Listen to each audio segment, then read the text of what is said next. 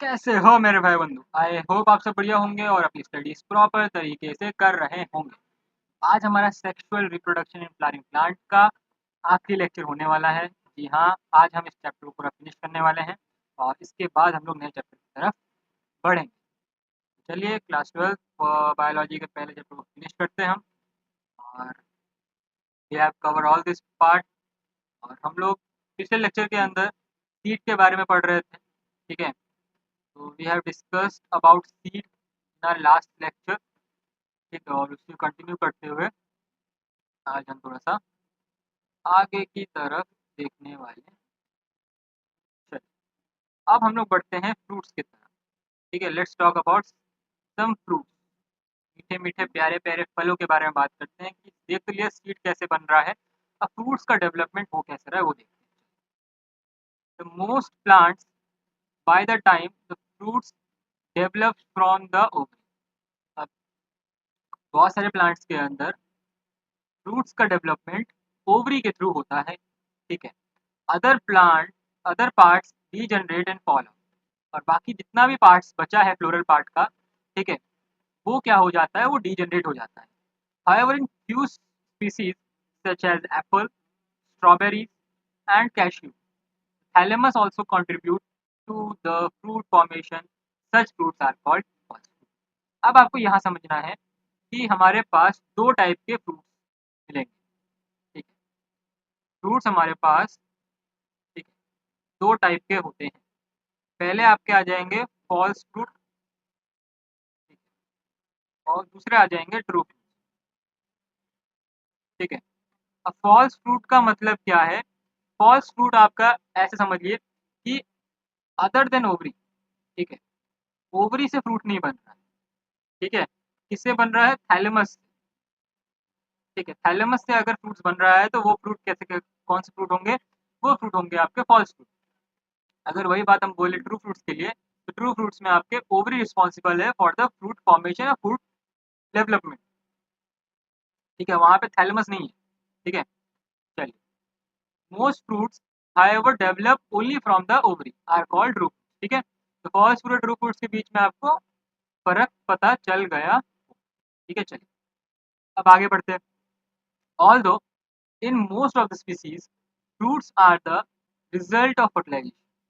अब यहाँ पर क्या है कि कुछ स्पीसीज के अंदर फ्रूट्स क्या होते हैं, एक रिजल्ट है फर्टिलाइजेशन का।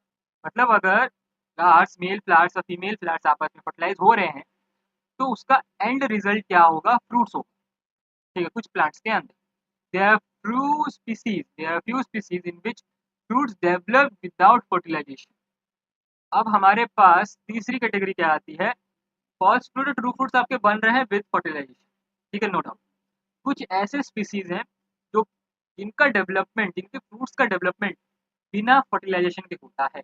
तो वैसे फ्रूट्स को हम लोग क्या बोलते हैं? वैसे फ्रूट्स को हम लोग बोलते हैं पार्थिनोकार्पिक फ्रूट, ठीक है। पार्थिनोकार्पिक फ्रूट, पार्थिनो मतलब जहां पर भी शब्द आ जाए तो समझ जाइएगा वो चीज हो रही है विदाउट फर्टिलाइजेशन, ठीक है। अभी एक और शब्द आएगा एपोमिक्सिक, ठीक है।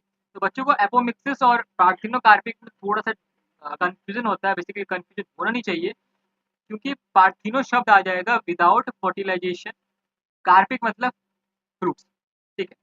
तो विदाउट फर्टिलाइजेशन अगर आपका फ्रूट डेवलप हो रहा है उसको हम लोग बोलेंगे पार्थिनोकार्पिक फ्रूट्स।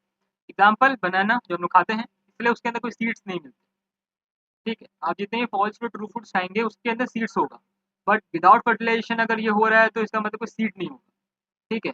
और one such example, parthenocarpy can be induced through the application of growth hormones and such fruits are seedless, ठीक है। जैसे मैंने बोला, पार्थिनोकार्पिक फ्रूट्स जितने भी होंगे वो सीडलेस होंगे और इनका डेवलपमेंट होता है by the application of growth hormone. Growth hormone responsible होते हैं पूरे डेवलपमेंट के लिए इसका, पार्थेनोकार्पिक फ्रूट्स, और बेसिकली सारे सीडलेस होते हैं। Seeds offer several advantage to angiosperm. अब सीड कुछ एडवांटेज प्रोवाइड करते हैं एंजियोस्पर्म को, जैसे कि पहले हम अगर बात करें, since reproductive process such as pollination and fertilisation are independent of water, seed formation is more dependable, ठीक है। अब यहाँ पर क्या बोला गया है? पहली बात, अगर कोई रिप्रोडक्टिव प्रोसेस चल रहा है, पॉलिनेशन हो रहा है, फर्टिलाइजेशन हो रहा है, ये सब आपके इंडिपेंडेंट है वाटर के। वाटर उनको नहीं चाहिए। हमने देखा था जब वाटर पॉलिनेटेड प्लांट्स बहुत ही कम होते हैं, ठीक है, और उनका जो सीड फॉर्मेशन होता है वो ज़्यादा डिपेंडेबल होता है, ठीक है। Also seed have better adaptive strategies. अब यहाँ पर क्या होता है कि सीड आपका डिपेंडेबल है किस पर, इन्वायरमेंट पर, ठीक है, वो अपने आप को अडॉप्ट कर सकती है according to the new habitat, ठीक है, एंड हेल्प द स्पीसीज। अब ये आएंगे डायग्राम पे, पहले देख लेते हैं। Help the species to colonise in other areas has the as they have sufficient food reserve. Young seedlings are nourished until they are capable of photosynthesis on their own. अब क्या होता है कि सीड्स के पास फूड रिजर्व होता है जिससे वो सीडलिंग्स, ठीक है, को नरिशमेंट दे सकती है जब तक वो सीड फोटोसिंथेसिस करने के लिए कैपेबल ना हो जाए। तो ये इसका एक एडवांटेज है सीड्स का, ठीक है। अब विदाउट फर्टिलाइजेशन सीड ग्रो होता है नो डाउट, बट उसमें सीड नहीं होते तो उसको वापस उगा पाना बहुत ही डिफिकल्ट प्रोसेस होता है। बट अगर किसी फ्रूट्स के अंदर सीड है तो उसको हमें बस कुछ ज़्यादा कुछ करने की जरूरत नहीं होता है, उसको हम लोग इजीली ग्रो करवा सकते हैं क्योंकि वो अडॉप्ट कर लेगा इन्वायरमेंट के अकॉर्डिंग, ठीक है। तो उसके बाद अडॉप्टिव स्ट्रेटजीज होती हैं सीड्स के पास। The hard seed coat provides protection to the young embryo being product being products of sexual reproduction, they generate new genetic combinations leading to variation, ठीक है। तो यहाँ पे क्या बोला गया है कि एक सेक्सुअल रिप्रोडक्शन का प्रोडक्ट होने के नाते, ठीक है, सीड, उनके पास न्यू जेनेटिक कॉम्बिनेशन जनरेट करने के लिए, ठीक है, कैपेबल है, और इस न्यू जेनेटिक कॉम्बिनेशन से वो वेरिएशंस ला सकते हैं सीड्स, ठीक है। Seeds is basically are agriculture, seeds is the basis of agriculture, ठीक है। आप कोई भी एग्रीकल्चर फील्ड में जाइए, किसी भी चीज़ को ग्रो कराने के लिए पहले उसको हम लोग सीड्स परचेज करते हैं। तो सीड्स क्या है, एक बेसिक यूनिट है for the agriculture. Dehydration and dormancy of mature seeds are crucial for storage of seeds. अब कितना वो डॉर्मेंट है सीड, मैच्योर है, डॉर्मेंसी कितनी है उस मैच्योर सीड की, और डिहाइड्रेशन पावर कितनी है, इससे वो डिफाइन करता है वो सीड कि वो कितनी दिन तक स्टोर हो सकता है उस, which can be use as food throughout the year. उसको हम लोग फूड की तरह भी यूज करते हैं सीड्स को, ठीक है। पम्पकिन सीड्स भी हम लोग खाते हैं डाइट में, ठीक है, और बहुत सारे नट्स भी खाते हैं, सीड्स भी खाते हैं हम लोग, ठीक है। Raise crops in the next season, उसको हम लोग स्टोर करके रख सकते हैं थ्रू आउट द ईयर ताकि वो नेक्स्ट सीजन में फिर से हम लोग उसको ग्रो कर सकें crop. Can you imagine agriculture in the basis of seeds, in the absence of seeds और in the presence of seed when which germinate straight away soon after formation and cannot be stored, ठीक है। अब अगर मैं आपको एक situation में डालूँ कि आपको एक तरफ ये इमेजिन करना है कि एग्रीकल्चर किया जा रहा है without seed, with the absence of seed, और एक बार विद प्रेजेंस ऑफ सीड, ठीक है। तो यहाँ पे आपको एक चीज क्लिक करेगा, which germinate straight away soon after formation can not be stored, ठीक है। जर्मिनेशन के बाद हम लोग क्रॉप को डायरेक्ट स्टोर नहीं कर सकते जब तक वो पूरा मेच्योर ना हो, ठीक। How long do the seeds remain alive they are when they are after they are disperse, तो this period against varies greatly. तो ये चीज़ बड़ी वेरी करती है कि कौन सा सीड आपका कितने दिन तक रहेगा अलाइव जब उसको हम डिस्पर्स करते हैं in the agricultural field.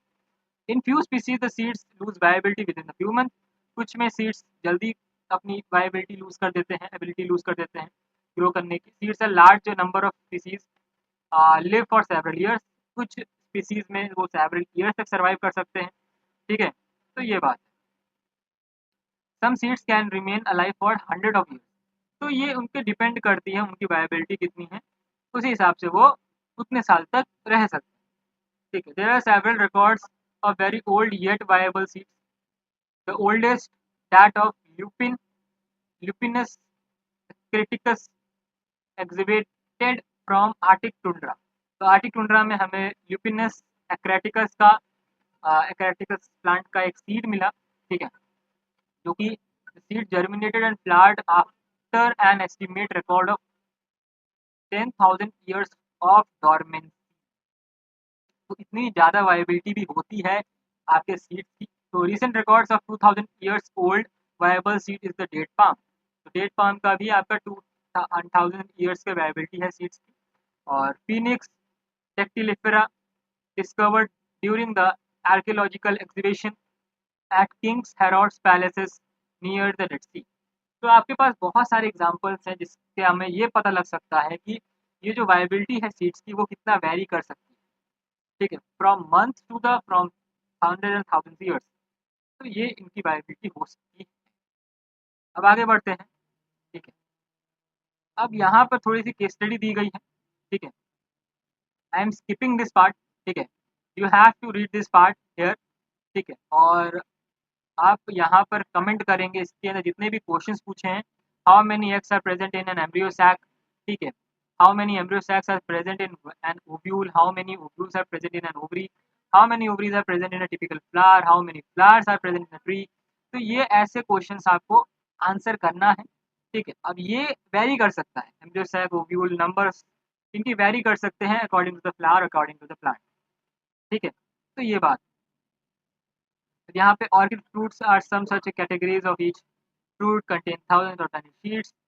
Similar in the case in fruit of some parasitic species such as Orobranch and Striga.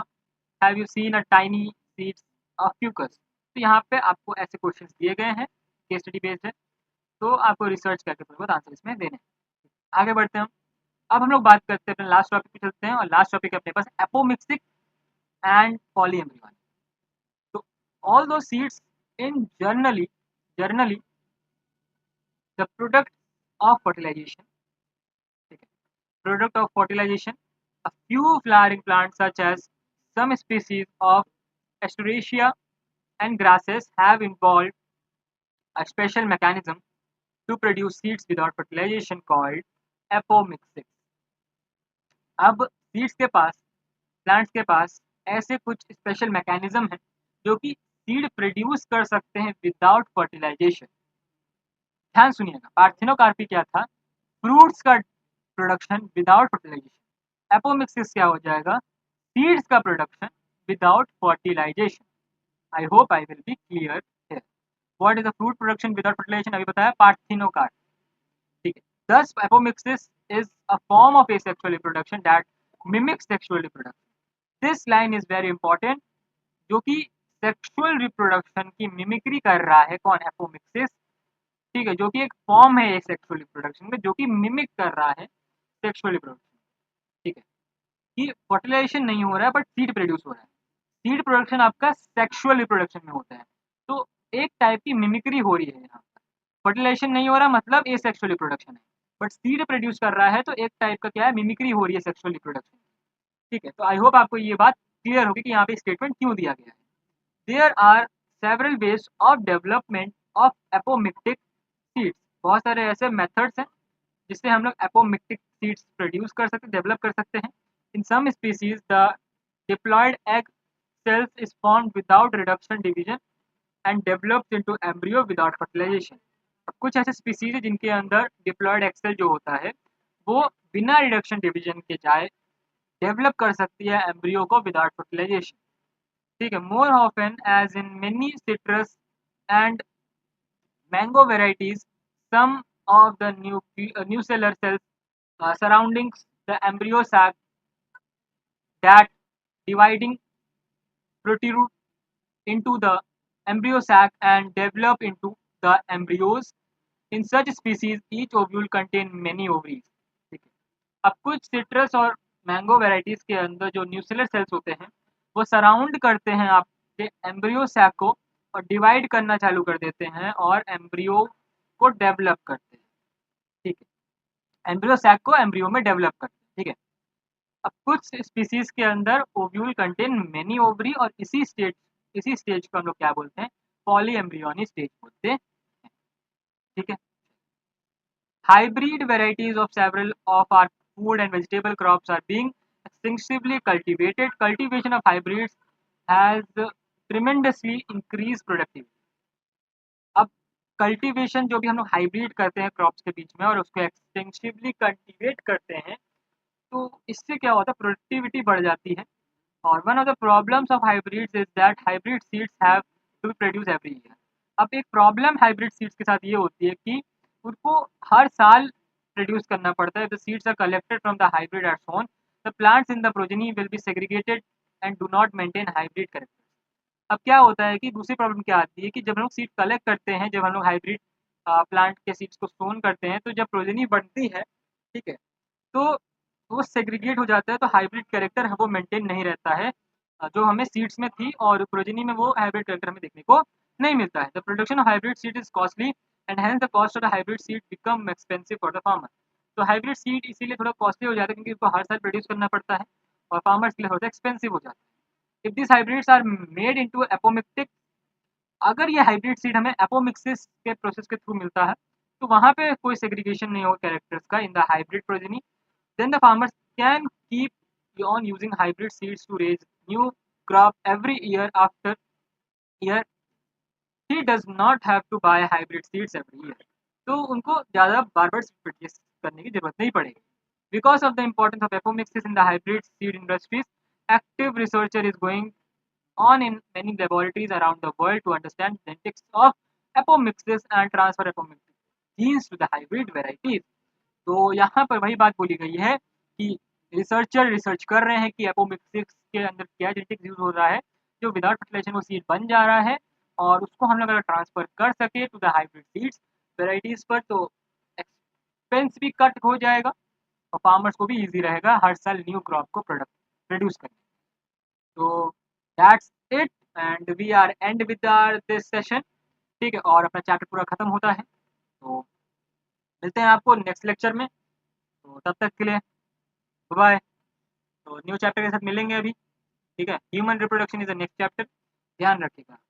Next chapter is our human reproduction, not human reproduction. That chapter will be covered very interesting way, आपको ऐसा नहीं लगेगा कि एकदम boring नहीं होगा, ठीक है, एकदम बढ़िया तरीके से इसको पढ़ेंगे, खत्म करेंगे उसको भी। तो मिलते हैं आपको नए चैप्टर के साथ, तब तक के लिए